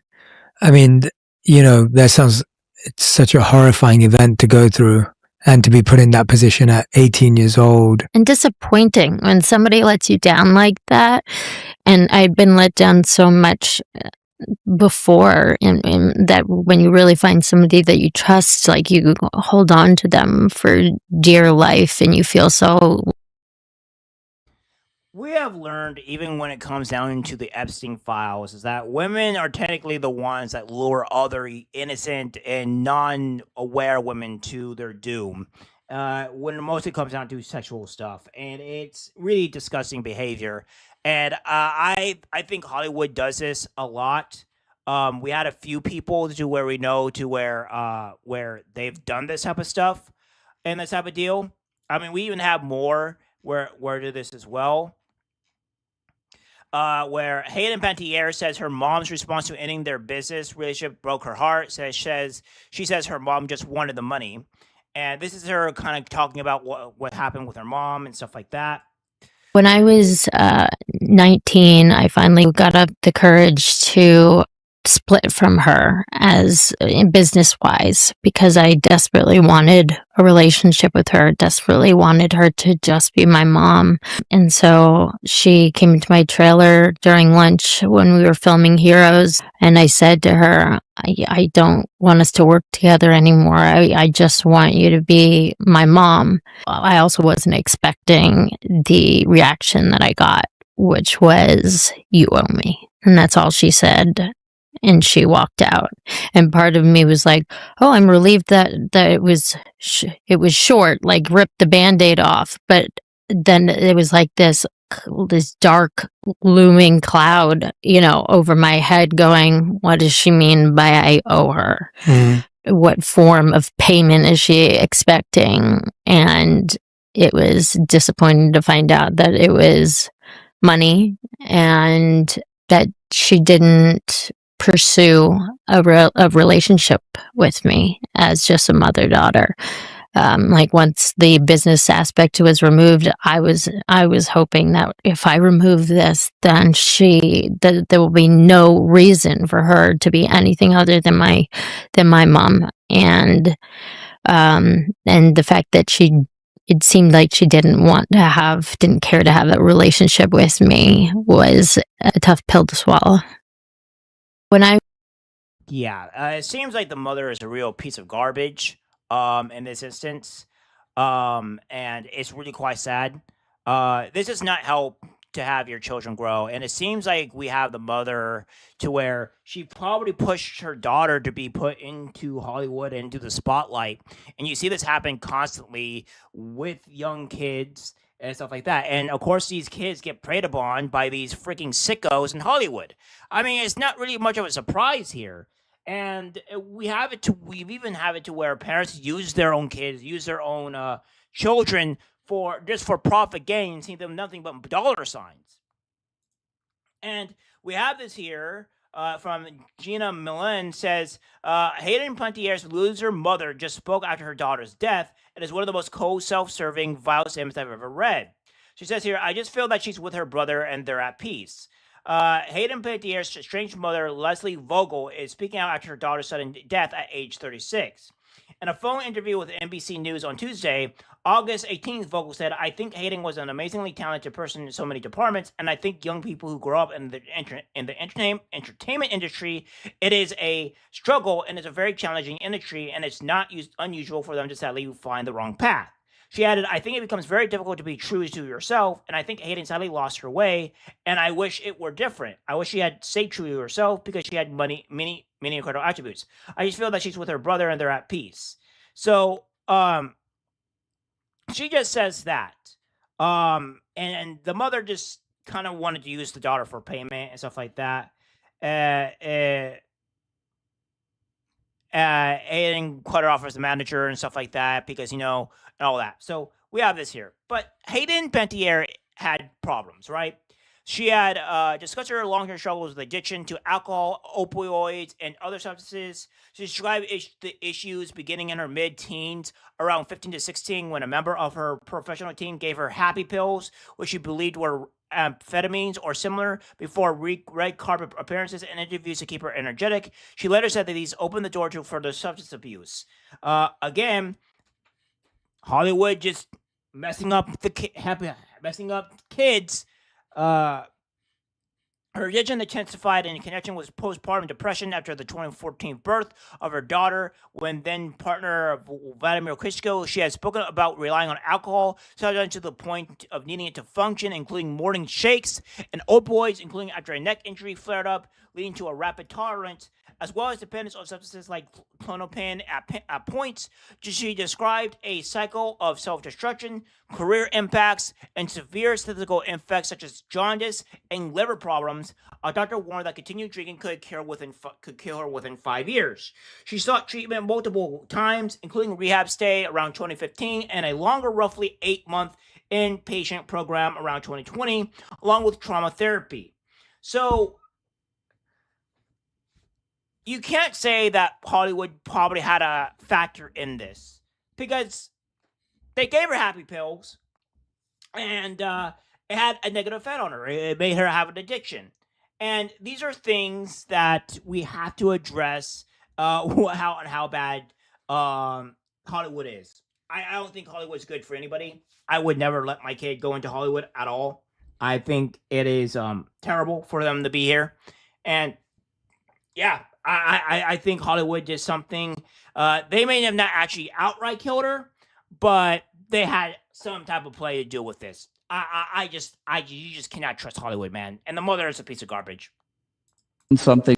Now we're gonna go on to something else a little bit here, right? Because I think it needs to be addressed with me in particular. I am a huge gamer. I like to game. I grew up with gaming, and Marty O'Donnell is probably one of my favorite composers. Now, if people who don't know who Marty O'Donnell is, he is a legendary composer of Halo, one of my favorite games, which was ruined, by the way, by leftist fools that decide to just ruin games constantly.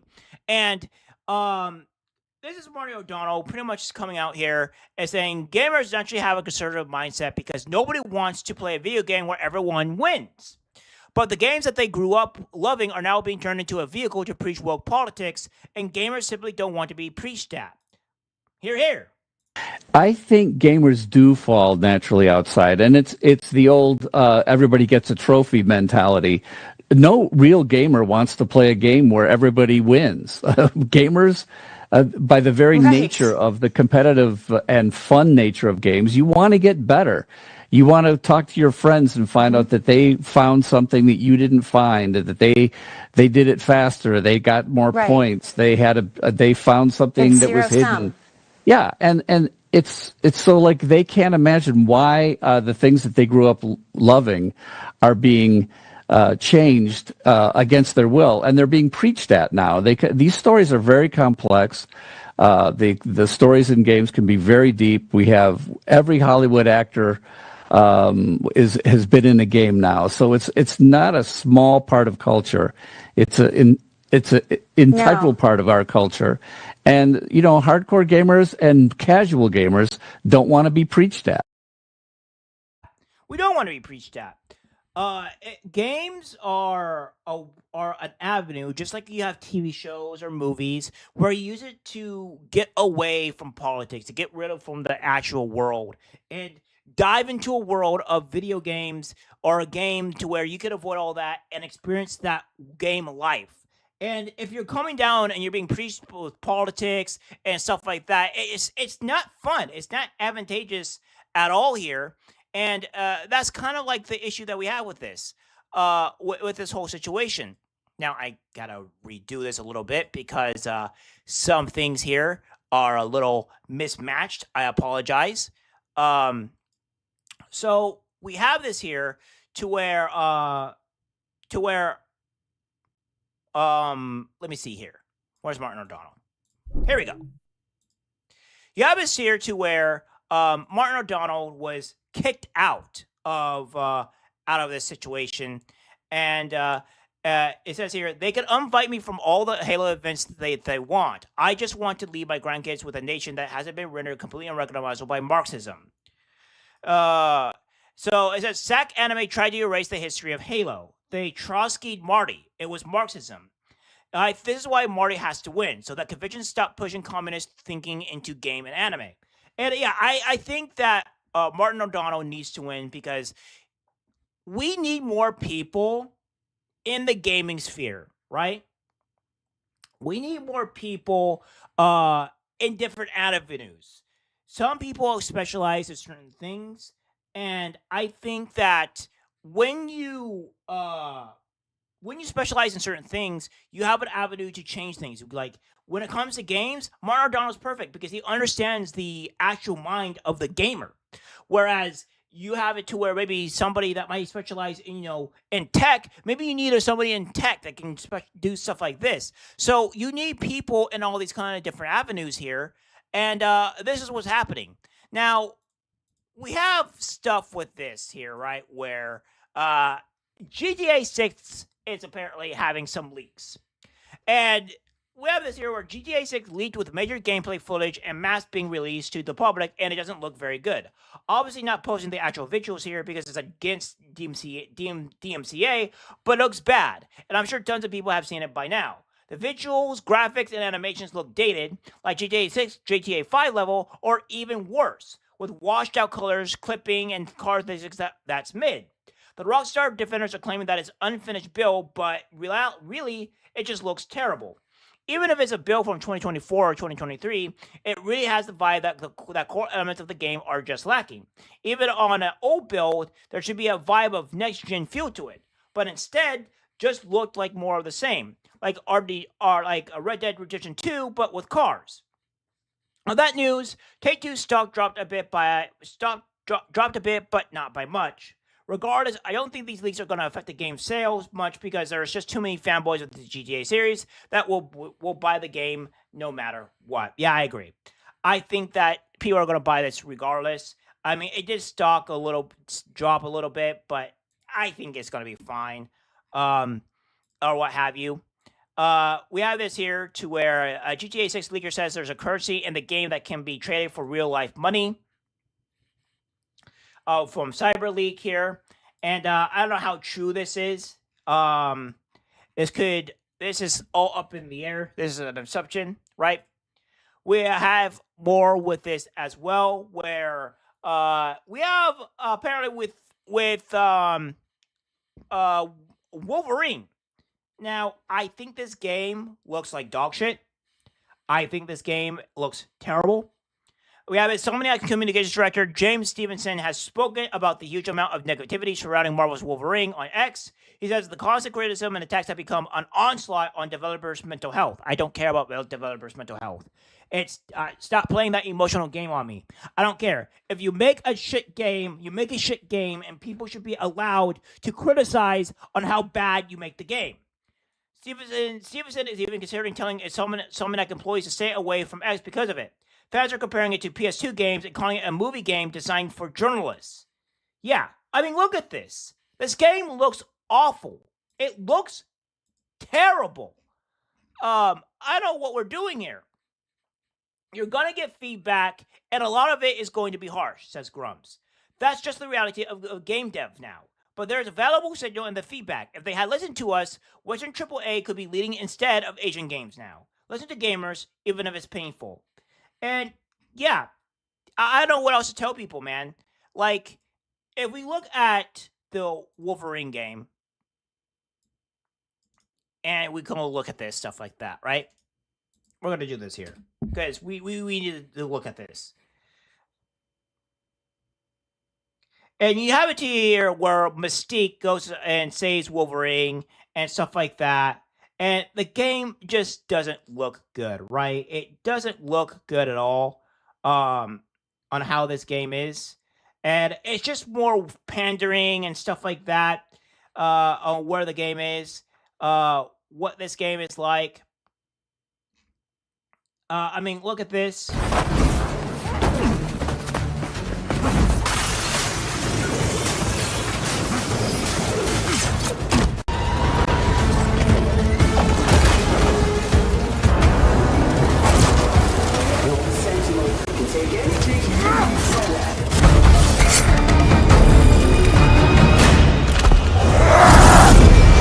You have to stop this!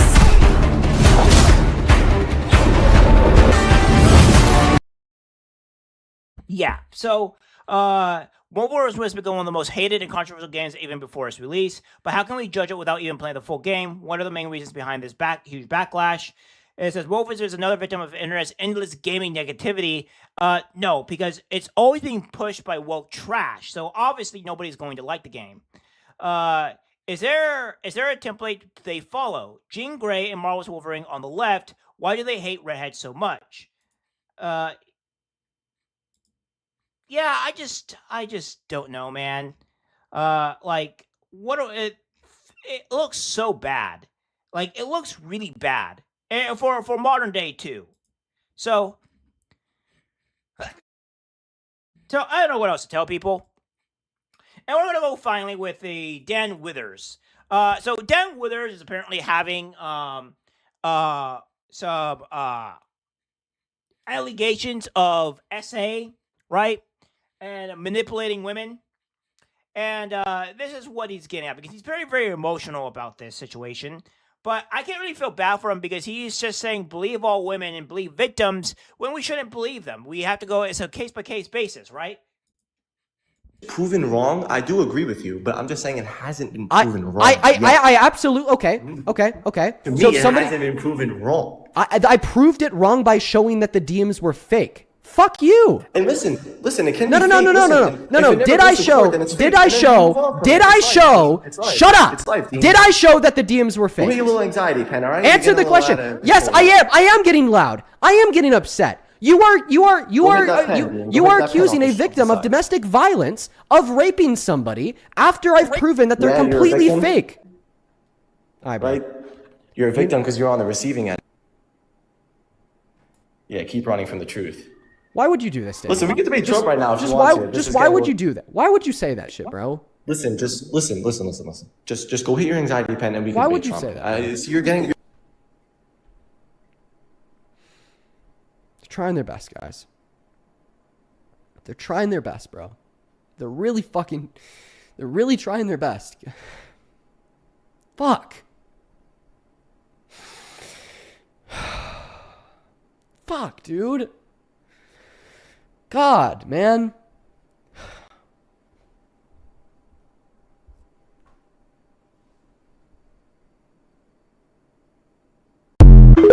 Welcome into you. Yeah, so, again, you can't feel sorry for people on the left. You can't feel sorry for them because they're always the ones that are perpetrating, defend victims, always believe them, regardless of the situation. And you can't feel sorry for this. Like, when you disparage, when you defame people and stuff like that, you have to be held accountable, right? You have to be held accountable for the situations, for the things that you've done, and you don't feel sympathy for them. And this is more GTA 6 with a map. But again, well, myself is a little bit out of whack here. But this is what we have, right?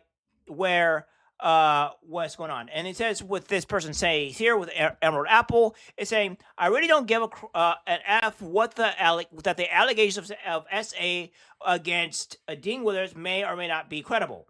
Him and his allies have been pushing the idea of believe all victims regardless of the evidence, and now he's reaping what he has sown. He helped to create that monster, and now that monster has turned around to eat him. And now we are supposed to feel sorry because he is crying? Now we are going to make fun of him even more. Yeah. I mean, when you have the left just saying you believe all victims, believe everybody believe everybody, regardless of evidence. And now that it comes to bite you in the ass, you're saying, oh, feel sorry for me? No. Because when you've done this, you have destroyed numerous amount of guys' lives, and you have to pay for it. It is what it is. It is what it is. Video, and of course you have this here to where he's saying that MAGA, you owe me an apology, and no, you don't owe us any apology. We don't owe you anything. And it says, Diddy Epstein Withers, what happened to believing all allegations? I ain't MAGA, but not apologizing either. Yeah, exactly. This is the most serious video I've ever made. A Trump supporter stole the identity of an innocent 13-year-old girl to falsely accuse me of rape. So he's somehow assuming that this person that did this is a Trump supporter. Where's your evidence for that? What evidence do you have that this person is a Trump supporter? This is what we're talking about. Why you're bringing out accusations already of saying somebody is a Trump supporter when you don't even know who it is.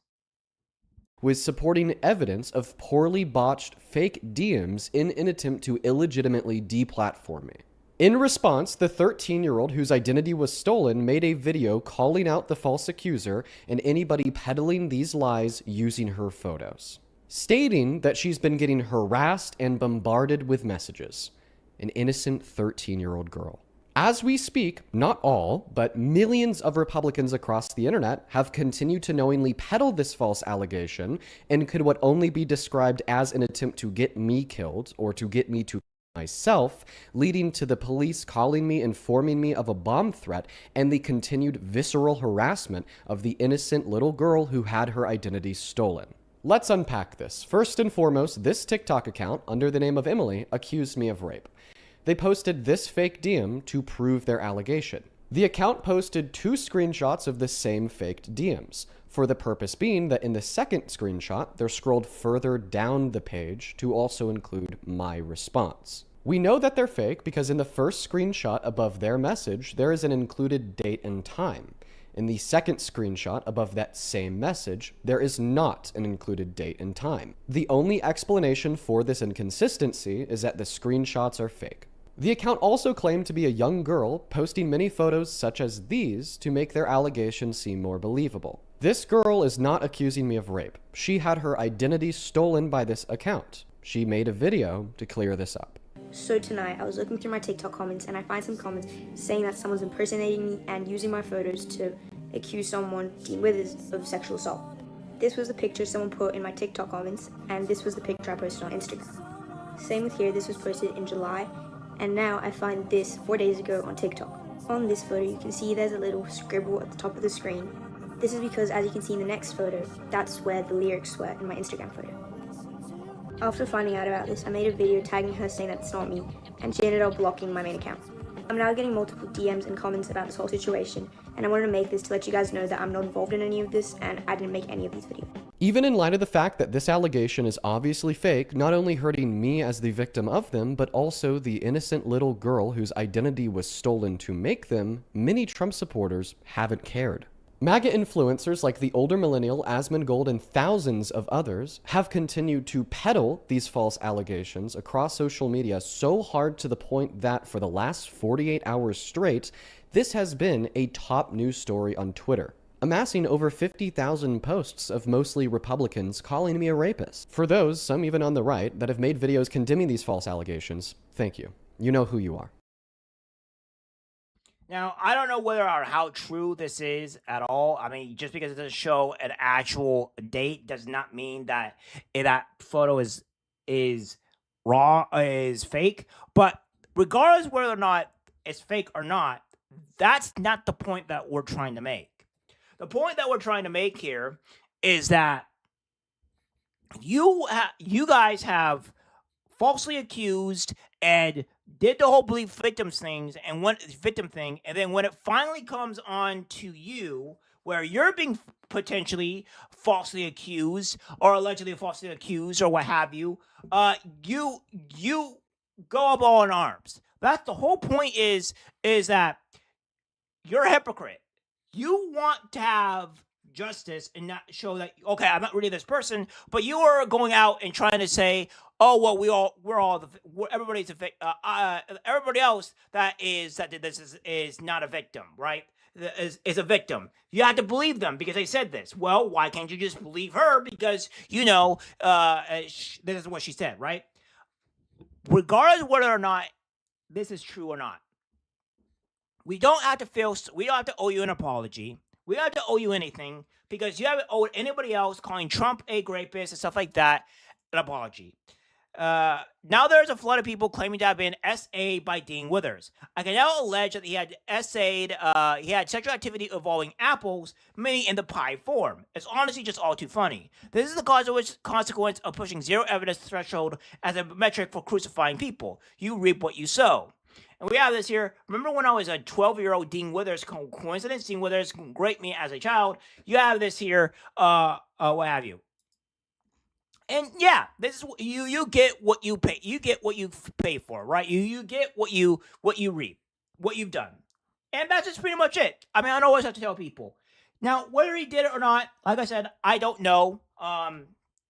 There's no, I can't prove that it is correct or not, but that's kind of where we're at here. Where this whole situation. So we'll see where this lies. But guys, that's it for the stream. Thanks for showing up. Thanks for talking. I like to see that interaction. I want to see more people on board. And hopefully I can do more streams. I'm going to try to do one stream again. Like I said, a week. It'll be something that I would love to actually do. Depends. I have to do some stuff here and there, but hopefully I can do it. I'm going to retry streaming Wednesday, Thursday-ish. I try to let the week cook a bit because I like to gather a lot of information. If I did it Monday, there's just not anything to work with. I mean, I'm going to be, it's like, there's not much to work with. So that's why I try to do Wednesday, Thursday, Friday. The reason why I'm doing Wednesday is because I haven't done any actual videos in the past like week. So there's a lot of content that I can come over and make an actual big stream. As you can see here, I'm on a 2-hour stream market here. So yeah, that's what we have here. So I love to see you guys come back for next week and all that great stuff.